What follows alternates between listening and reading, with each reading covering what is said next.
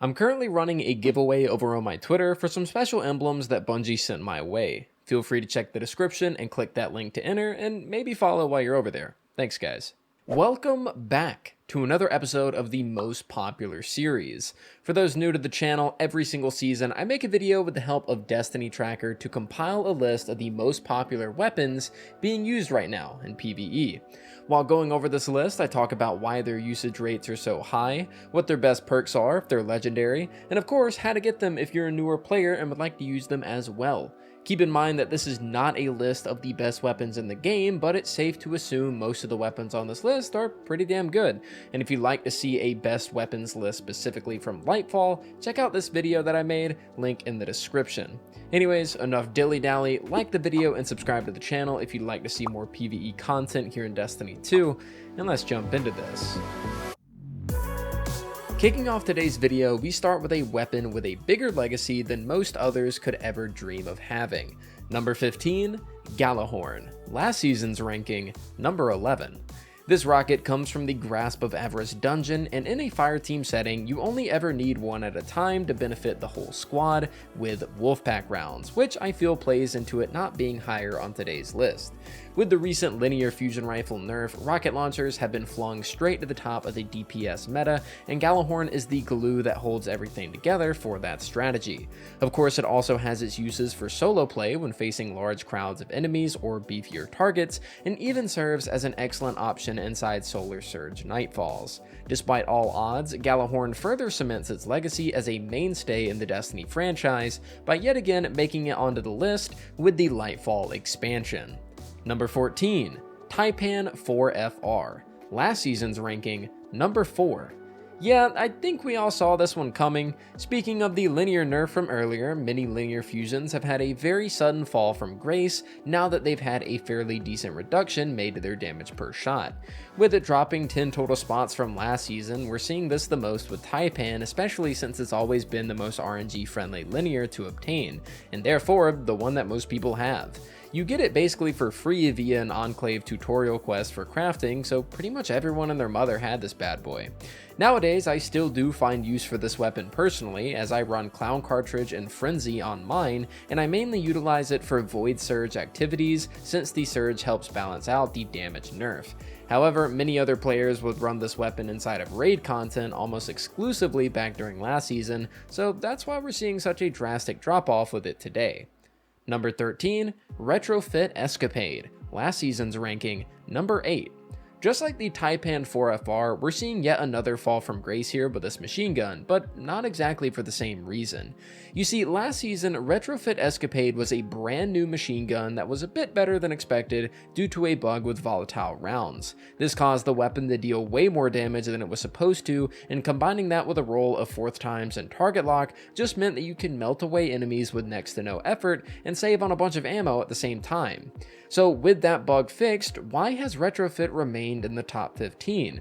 Well, that mainly has to do with the artifact perks we got this season. Many of them are centered around void weapons in particular. We have the return of Volatile Flow, which gives volatile rounds on orb pickup. We also have Bricks from Beyond, which generates damn near unlimited heavy ammo, which allows 𝗏𝗏𝗄𝗏𝗏 to easily function as a primary weapon. And we even have Void Weapon Channeling, which boosts void weapon damage based off of how many abilities you have fully charged. Combine all of this and you can see why it's retained its popularity. It isn't quite as good as a boss melter as it used to be, but with the artifact perks this season, for many players it's just become their primary weapon of choice, but for many other players it hasn't even been used as the seasonal content it drops from is no longer here. Number 12, Riptide. This Crucible fusion rifle finds its way into the top 15 for the first time ever, but what exactly caused this sudden surge in popularity? Simple, the Lightfall champion rework. You see, out of all these stasis fusions in the game, Riptide has always been a favorite among players thanks to its archetype. Sure, Arvindil can get like 12 in the mag, and sure, Deliverance can roll with Demo, but neither can shoot quite as fast as Riptide, and that's what players like. A fast-firing fusion rifle that can burst enemies down, no problem. Pair this fact with the perk Chill Clip alongside the champion rework and you'll see why it got so popular. Nowadays, Riptide is one of the only weapons that's able to counter all 3 champion types with its Chill Clip roll. Overloads get countered with a single shot due to the slow stacks that you get from Chill Clip. Unstops get countered with 2 to 3 shots due to the shatter damage after they freeze, and barriers get countered with 2 shots, causing them to freeze and not regain any of their health back. Countering champion types has become a lot less reliant on the artifact with Lightfall, and people love to use Riptide nowadays as a jack-of-all-trades weapon to use against them. Number 11, Ikelos SMG. Last season's ranking, number 2. Now, I'm definitely surprised to see such a large drop for what's an absolute staple for myself and many others in the energy slot, but there's definitely a few reasons behind this. For one, although this weapon is still a fairly rare drop from the world loot pool, it's not quite as obtainable as it once was in Season of the Seraph, since its seasonal content is no longer in the game. Also, lots of players are more so glued to the Strand, Solar, and Void subclasses right now because Strand is new, Solar is prominent in Nightfall surges, and Void is leaned into heavily via the artifact, so kinda makes sense. Regardless, the Ikelos SMG is simply one of the best weapons in the game right now, hands down, due to its god roll of Feeding Frenzy and Volt Shot. This weapon puts in a ton of work regardless of the content you're playing, and is a staple for almost all players rocking the Arc subclass. Unfortunately, as we discussed earlier, Arc isn't quite as popular this season as the other options, and this is further backed up by a recent community poll I did here on YouTube. Making our way to the top 10, here we have Arbalest. Last season's ranking, number 6. What once was one of the best weapons in the game is still kinda one of the best weapons in the game. Sure, Arbalest has seen some nerfs here and there, alongside the removal of Match Game on top of the new champion changes, making the anti-barrier capabilities a little less attractive, but it's still a damn fine gun. Nowadays, I believe it comes from a new quest via Shao Han on the Cosmodrome, and I highly recommend getting it if you don't already have it. I still find myself using it in GMs to this day, as not only will it one-bang barrier shields, but it does great damage to bosses when you're not willing to give up heavy ammo for the job. It's one of those guns that might fade out of the top 15 going into next season, but for me, I genuinely view it as one of my favorite weapons in Destiny 2, despite using it for quite a bit now. Number 9, Commemoration. This Deepstone Crypt machine gun has absolutely surged in popularity in Lightfall, and it's exactly for the same reasons you're thinking of right now. This is literally a retrofit escapade situation, except Commemoration is not only obtainable right now, but it also resides in a more popular archetype for most players. Plus, it's craftable, so that's a big thing too. The artifact perks transcend this weapon into the heavens by making it deal more damage, giving it volatile rounds, and providing it with near infinite heavy ammo, just like Retrofit. Combine that with the perks that this gun can roll, like Reconstruction or Subsistence with Killing Tally, and you can boost that damage output to just absurd levels. In my opinion though, machine guns already do enough good damage, so unless you're trying to use it to melt boss-like enemies with a roll like Fourth Times and Focus Fury, I personally would just run Repulsor Brace in that second column, at least for this season for survivability. All in all though, Commemoration's one of the best machine guns in the game, has a wide perk pool, and is craftable, and I'm super happy to see it crack the top 10. Number 8, Rufus's Fury. One of my personal favorite weapons of the Lightfall expansion, Rufus's Fury is about to cement itself as one of the best weapons Destiny 2 has ever seen. Not only is this auto rifle locked behind the new raid, but its 25% damage buff via the mid-season patch isn't even here yet, and it still made it to the top 10. The new Strand subclasses has proven to be one of the most fun playstyles you can have inside Destiny right now, and combining it with this absolute gem of an auto rifle has proven to be a formula that just works. It rolls with Reconstruction Target Lock, Demolitionist Hatchling, and much more. This auto rifle is about to explode even more in popularity once its damage gets boosted, and I cannot wait for that day to come. Number 7, 𝗍𝗠𝗔𝗍𝗔. One of the few exotic primary weapons that I and many others absolutely love has finally made its way back onto the list since its peak popularity back in Witch Queen.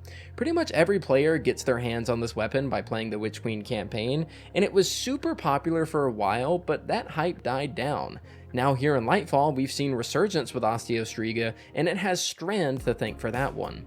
One of the more popular builds this season is to pair the Mindspun Invocation aspect, which allows you to create suspending detonations on kills after consuming your Shackle Grenade, with the Warlock Necrotic Grip gauntlets when using 𝗍𝗠𝗔𝗍, and just go wild at that point. This allows the poison from 𝗍𝗠𝗔𝗍𝗔 to chain to enemies after initially going off, and when using Mindspun Invocation, this pretty much causes any enemy in the area to get suspended as well once they die. It's a really clever way to utilize this weapon, and I find it awesome to see the exotic in the spotlight once more. This build is absolutely awesome. Number 6, 𝗚𝗚𝗏, last season's ranking, number 3.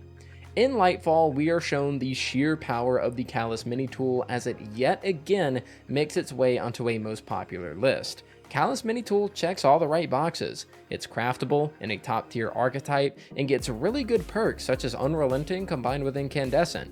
It truly is one of, if not the best weapon to pair with a solar subclass, but there's only one problem. This weapon's seasonal content is no longer in the game, and I think that's why we've seen a drop in popularity as of late. This is a common trend that we've seen thus far in today's video, and it's very sad that this even needs to be talked about. A lot of these weapons are absolute powerhouses, yet when their seasonal content is removed upon a new DLC launching, Bungie just doesn't allow newer players to get their hands on them. It's a really sucky thing for new lights to experience, and I hope a solution is created for next season. 𝗚𝗚𝗏 is too good of a weapon for people to miss out on simply because they didn't play one of the worst seasons to release last year. Finally, making our way into the top 5, here we have the Forbearance, last season's ranking, number 5. Yep, Forbearance is the only weapon on today's list to actually reside in the exact same spot as it did last season, and for good reason. This 𝗨 the Disciple Waveframe GL changed the entirety of the PvE sandbox when it was released because, well, it literally is so powerful that it truly should just qualify as an exotic. Like, I feel the same way about the Forbearance like how I did with Mountaintop before that got sunset. Except whereas Mountaintop was a bit of ad clear and really good for boss damage, Forbearance is just so good at ad clear that it almost invalidates any other option. Ambitious Assassin and Chain Reaction is an insane perk combo to have on this gun, and you would be crazy not to use this thing at least somewhat consistently. There's not much else for me to say here. Forbearance is just one of the best weapons ever made. Number 4, the other half, last season's ranking, number 9. Despite being a weapon directly inspired by the energy sword from the Halo franchise, the other half has quickly become a staple weapon that I think of when I think of Destiny 2.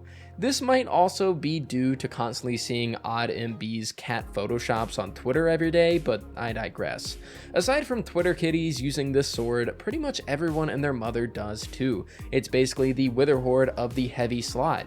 And what I mean by this is when I don't know what other weapon to run in my kinetic slot, I always throw on Witherhoard. When I'm not sure what weapon to run on my heavy slot, I do the same except for this sword. This is because with the falling guillotine nerfs that we've gotten in the past, swords have a bit more variety nowadays when using them for damage, but not only that, the other half also functions as a weapon that provides plenty of utility when it comes to jumping puzzles or movement in general. It can do a little bit of damage because of the Frenzy perk, and it can fling you across the air because of Eager Edge.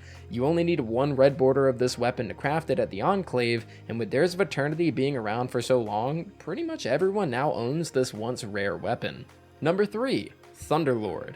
An exotic that low-key feels like it doesn't belong somehow makes its way into the top 3. How does that happen? Well, players were quick to find out that during the 𝗁𝗁𝗏 boss fight in Root of Nightmares, running 1 div and 5 Thunderlords actually results in a consistent means to damage the boss without the need of juggling other weapons, abilities, and worrying about dying by shooting a rocket to the back of your teammate's head. The catalyst for Thunderlord also reloads the magazine as you continue to lay into an enemy with your lightning strikes, making it a weapon that you truly just have to hold down the trigger on a div bubble and let it do the rest. I personally never used Thunderlord for DPS on a raid boss, so shout out to Ninji for letting me use his gameplay for this video, and the link to his channel will be in the description. Number 2, Funnel Web, last season's ranking, number 7. I wonder how a weapon like Funnel Web jumps from 7 all the way to number 2 in the span of a season. Oh wait, the Season of Defiance artifact perks strike yet again. Not only that, but unlike its competition, the 𝗚𝗚𝗏𝗏 and 𝗏𝗏𝗏 SMG, Funnel Web is very much still available in the game right now, and it's frequently still sold by the gunsmith or Xur, quite often having some pretty good rolls too. This SMG resides in the 900 RPM archetype, rolls with Subsistence Frenzy, and is a very great option all year round, not just when these artifact perks are available. The only other competition Funnelweb has when it comes to readily available SMGs is the Unforgiven, but the chances of landing a really good roll on that weapon is pretty low. It has pretty bad base stats, so instead of only worrying about the main perks that the weapon rolls with, you also need to make sure that you're getting really good stat boosts as well, or else the gun will feel horrible. With all that said, you can definitely see why Funnelweb remains the most used legendary weapon in the game right now. Because here at number 1, we have an exotic, and that exotic is of course the Witherhoard, last season's ranking number 1. Yeah, remember when I said Forbearance was the only weapon that retained its rank from last yeah, well, I lied, okay? Witherhoard yet again proves why it's not only the greatest season pass exotic of all time, but why it's one of the best exotics of all time in general. Currently available from owning the Shadowkeep expansion and claiming it from the exotic kiosk in the tower, you would be crazy if you didn't already do that and get this weapon. It's good for locking down adds in a general area, taking down enemy health bars that get stuck with it, and can even get auto-loading with its catalyst, making it the perfect pairing for the ever-popular Starfire Warlock build to maximize grenade regen. I truly don't have much else to say here. I don't really think Witherhoard is an overpowered exotic, funnily enough. It's just like I said with the other half. Witherhoard is simply one of those exotics that you slap on when you have a free exotic slot and truly don't know what else to put in your kinetic. Witherhoard is the king of that, and that is why it still remains the number 1 most used weapon in PvE. And with that said, ladies and gentlemen, that is going to do it for me today. I hope you all found today's video entertaining, and if you did, please make sure to hit that like button and subscribe if you haven't already, as it would really help support the channel. And as a means of giving back to you guys that have watched this video all the way to the end, I would like to thank you by giving you this code, which you can redeem on PC via Steam to get the Lightfall DLC for free if you do not already own it.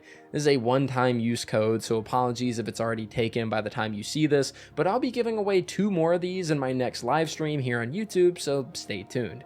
Anyways, before ending things off, I want to give some special thanks not only to those of you that watched all the way to the end of the video, but also to my Patreon and YouTube supporters. Shout out to Admis, Vile, John, Serenity, and Boomer Noob for Patreon Tier 2, as well as Austin, Cinco, and 𝗏𝗄𝗎 in Tier 3. And for my YouTube members in Tier 2, we have Bluesman, Clear, Imposter, Angel, Ben McClellan, Hank the Tank, Mayhem Gaming, 𝗏𝗏𝗱𝗏𝗏, 𝗏𝗏𝗃, and Serenity once more. With all that said, thank you guys so much for watching, and I'll see you all next time.